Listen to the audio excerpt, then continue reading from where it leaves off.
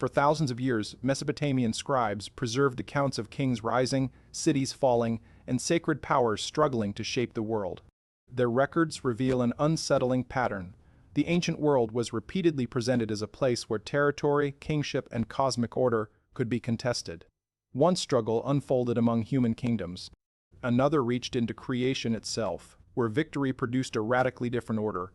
These traditions came from separate periods, yet they seem to circle the same question: who had the right to shape the world? Before following that connection, tell us where you're watching from. The first clue begins with kingship itself. Part Tau. The first clue appears in the Sumerian king list, one of Mesopotamia's most unusual records.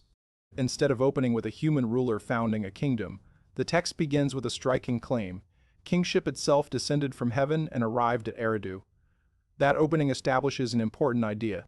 Rule was not presented as a purely human invention. Kingship belonged to a larger sacred framework, and earthly rulers occupied their positions within it. Eridu becomes the first seat, followed by Bad Tavira, Larak, Sippar, and Shuruppak. Then the pattern changes. Kingship moves. The list repeatedly describes authority passing from one city to another, often after defeat or political collapse. A center that once held prominence could lose its position, while another city inherited the status that came before it. For ancient Mesopotamia, this was more than a literary sequence.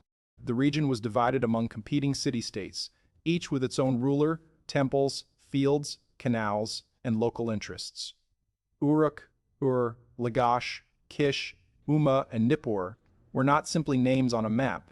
Each represented a network of people and resources that had to be protected.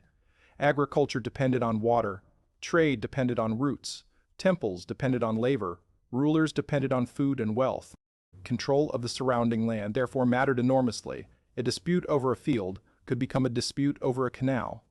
A canal dispute could threaten harvests. A damaged harvest could weaken an entire city.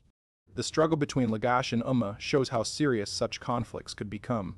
Their rulers disputed agricultural territory, and inscriptions from Lagash presented the claims through religious language. The land was not described as merely useful property.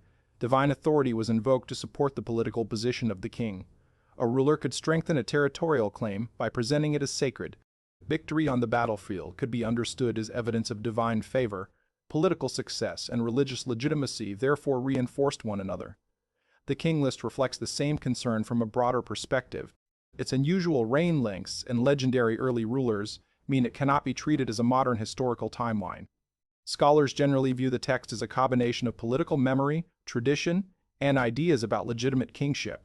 Yet its central pattern remains powerful. Kingship changes hands.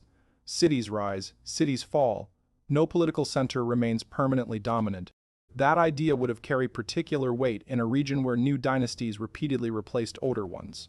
A ruler could inherit a throne, expand his influence, and eventually lose everything to another power. The political landscape was never frozen. This also explains why divine approval mattered so much. Mesopotamian kings did not always present themselves as independent political actors. They claimed relationships with gods, built temples in their honor, and described victories as occurring under divine protection. A city's fortunes could therefore be interpreted through the status of its patron deity. When a city prospered, its god appeared favored. When a dynasty collapsed, the sacred explanation could change with it. The result was a worldview in which earthly politics and divine purpose were closely connected. Human beings fought over territory, but those struggles could also be understood as movements within a larger sacred order. This gives the first struggle a clearer meaning. The surviving evidence does not describe nations fighting for ownership of the planet. It shows something more concrete. Civilization was built around resources and institutions the powerful groups continually sought to secure. But the connection does not end there. If kings receive legitimacy through the divine world, then the next question becomes unavoidable. What happened when divine powers themselves disagreed about who should hold the highest position? The answer takes the investigation beyond city walls and royal inscriptions into stories where gods themselves become rivals. The first contest was earthly. The next would become cosmic. The investigation now leaves the city walls and enters the divine world. Mesopotamian religion did not describe its gods as a single, unchanging hierarchy. Different periods gave different figures greater importance, while individual deities became closely associated with particular cities, temples, and forms of influence. Enlil stood among the most important divine figures in early Mesopotamian tradition. He was strongly connected with kingship, authority, and the ordering of the world. Enki occupied a different role, associated with wisdom, fresh water, craftsmanship, and clever solutions. Anu represented the heavens and held a high position in several traditions. Their stories were not always consistent. That is important. Mesopotamian mythology developed over thousands of years. Sumerian traditions were transmitted through later Akkadian, Babylonian, and Assyrian cultures. Scribes copied older compositions, adapted religious ideas, and sometimes gave familiar gods new roles as political centers changed. Yet one concern remained remarkably stable. The universe needed structure, cities needed rulers, temples needed patrons, kingdoms needed legitimacy. The divine world provided a framework through which these human concerns could be explained. A king was therefore more than a military commander. His position could be connected to the favor of a particular deity. Building a temple, defeating an enemy, or restoring a canal could all be presented as acts performed with sacred approval. Religion gave political events a larger meaning. This relationship becomes especially interesting when divine figures themselves appear to compete. A deity could favor one ruler, while another tradition emphasized a different divine power. One city might elevate its patron above another city's god. As political influence shifted, religious importance could shift with it. The pattern was not always a direct reflection of politics, but the two worlds clearly interacted. This creates the second layer of the investigation. The first struggle concerned human kingship and the places where it was exercised. The divine traditions ask a broader question. What happens when competing sacred powers claim different positions within the same universe? Before going further, one clarification is necessary. No surviving Sumerian tablet literally states that Earth was fought over twice. The title connects separate Mesopotamian traditions that preserve recurring themes of contested kingship, divine rivalry, and renewed order. The connection is interpretive, not a direct quotation from one ancient inscription. That distinction does not make the evidence meaningless. It makes the investigation more precise. The surviving material contains different stories from different periods, yet several follow a striking pattern. An established arrangement exists. A challenge appears. Powerful figures become divided. Conflict follows. A new arrangement emerges afterward. That pattern can be seen in political traditions, but it becomes far more dramatic in creation mythology. The scale changes. A human ruler might seize a neighboring city. A divine figure could determine the destiny of an entire generation. A king could control fields and canals.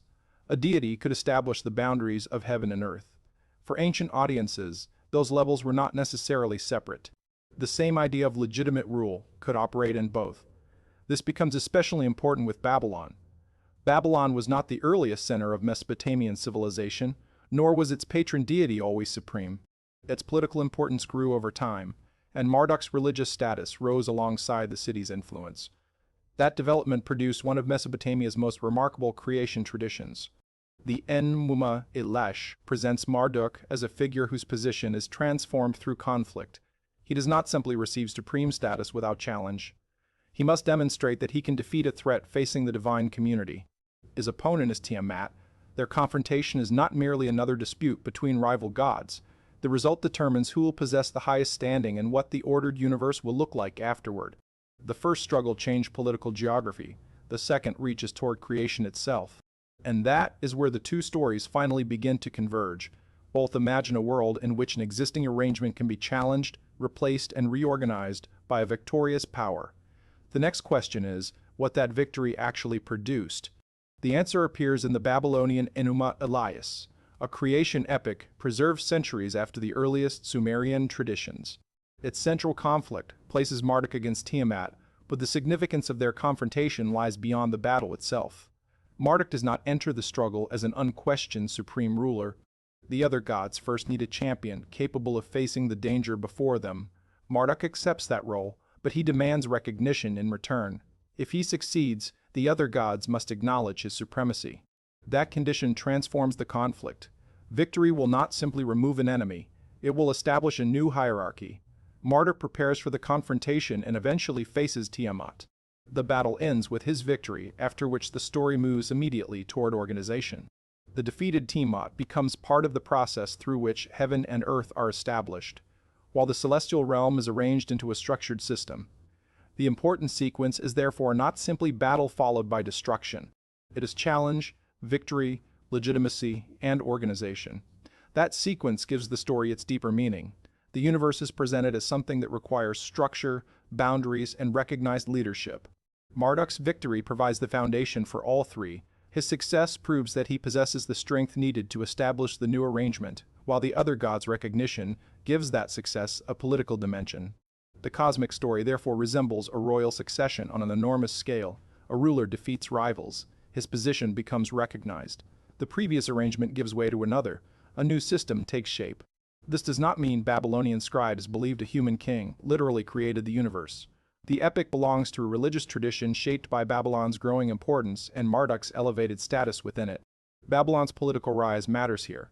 As the city became increasingly influential, its patron deity could be presented as increasingly important within the divine hierarchy. The Onoma Alash provided a powerful explanation for that position. Marduk was not merely Babylon's local protector. In the epic, his victory establishes the conditions under which the ordered cosmos can exist. Political prominence receives cosmic meaning. That connection makes the second struggle different from the first. The Sumerian king list describes kingship moving between earthly centers. The Babylonian creation epic presents divine supremacy being established through a decisive confrontation. One concerns succession across cities. The other concerns succession within the divine order. Yet both stories use conflict to explain why a new arrangement should be accepted. This is the strongest connection between them. The ancient evidence does not require a literal planetary war. It reveals a recurring way of thinking about change. When an established system becomes unstable, a stronger figure emerges, defeats opposition, receives recognition, and creates a new structure. For Mesopotamian audiences, that pattern would have been familiar. Cities had been conquered. Dynasties had disappeared. New rulers had taken old thrones. Political centers had shifted. The mythic world could therefore mirror the experience of the human world without describing the same events. And there is another important detail. Marduk's victory does not leave the universe in ruins. It produces order. He establishes heavenly bodies, fixes boundaries, and assigns functions within the newly organized cosmos. The purpose of victory is therefore not destruction for its own sake. Destruction clears the way for a structure that the victor can govern. That idea brings the investigation back to the first struggle. When kingship moved from one Mesopotamian city to another, the result was also a new political arrangement. One center lost prominence while another inherited its position. Different scale. Similar logic. A previous structure gives way to another.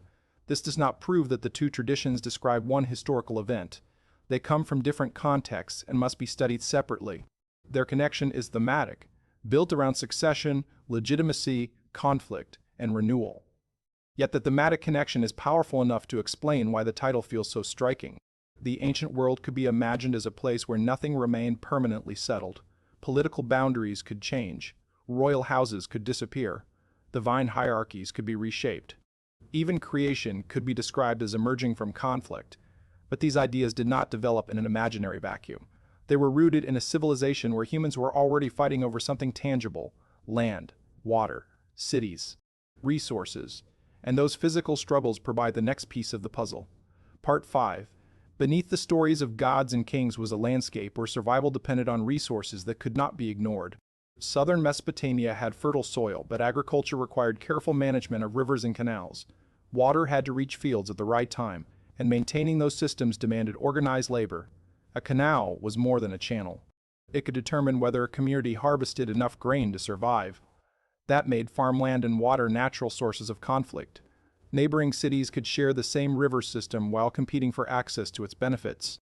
A boundary that appeared minor on a map could determine who received water, who harvested crops, and who gained the wealth needed to support soldiers and temples. The Lagash-Umma conflict illustrates this reality. The two city-states disputed agricultural territory, and rulers on both sides presented their claims through the language of divine approval. Lagash's inscriptions describe the dispute in a way that connected political rights with the wishes of its gods. The argument was therefore larger than a field. The land represented jurisdiction, wealth, and survival. Whoever secured it strengthened the city behind it. Mesopotamian rulers understood this connection well. Agricultural production supported temples, workers, armies, and trade. A successful ruler could use those resources to expand influence. while a weakened city could struggle to defend itself. Success created more resources. Resources created greater strength. Greater strength made further expansion possible. That cycle helped produce larger political systems. The rise of Sargon of Akkad provides one of the clearest examples. Sargon expanded Akkadian influence across a wide territory, bringing numerous cities and regions into a much larger political structure. The scale had changed. Earlier city-states competed against nearby rivals. An expanding empire could project influence across much greater distances. Control over land, trade routes, agricultural production, and strategic centers allowed the ruler to support a larger military and administrative system. Royal inscriptions celebrated such victories, often presenting them as achievements supported by the gods. Once again, political success and sacred legitimacy became intertwined.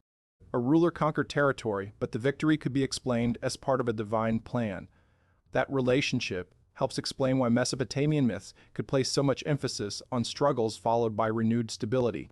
The people hearing these stories lived in a world where political arrangements changed regularly. A powerful city could decline. A new dynasty could arrive. An empire could expand. Another could eventually replace it. Even irrigation systems required constant maintenance to prevent disorder from returning. Stability was never automatic. It had to be created and preserved. The myths gave this practical reality a cosmic language. Divine beings could establish boundaries, just as human rulers established territorial borders. A god could organize the universe just as administrators organized fields, canals, workers, and cities. The comparison does not mean ancient scribes secretly described political events as literal cosmic battles. It means both worlds were shaped by the same basic human concern. How can order survive when competing forces constantly threaten it? That question connects the historical evidence with the mythology more convincingly than any claim about lost technology or extraterrestrial armies. The first struggle can therefore be understood through actual Mesopotamian history. Cities competed for resources. Kings competed for legitimacy. Empires absorbed smaller centers. The second struggle belongs to a different level. Gods competed within a sacred narrative, and Marduk's victory established a new cosmic arrangement. The two traditions should not be merged into one historical event, but they can be compared. Both begin with an unstable arrangement. Both introduce a powerful challenger. Both culminate in the change of status. Both end with a new structure replacing what came before. That recurring pattern may explain why these ancient stories remain worth copying for generations. They reflected a world where change was normal, but where people still needed to believe that change could lead somewhere. The deeper question now becomes unavoidable. Were these stories really about battles themselves, or were the battles a way of explaining why one order deserved to replace another? The answer may reveal what the ancient scribes were actually trying to preserve. The evidence now points toward a more careful conclusion. The two struggles were not one continuous war, and the surviving texts do not describe two literal battles for ownership of Earth. Their connection lies somewhere deeper, in the way Mesopotamian cultures explain change, legitimacy, and the rebuilding of stability. The first tradition places the struggle within human history. Kingship moves from one city to another. Political centers rise and decline. Rulers inherit territories, lose them, and sometimes build larger kingdoms from the remains of older systems. The Sumerian king list preserves this movement through a sacred framework, presenting kingship as something that belongs within a larger order. The second tradition moves that same concern into the divine realm. In the Enuma Elish, Marduk's victory over Tiamat does more than remove an opponent. It establishes his position and allows him to organize the cosmos.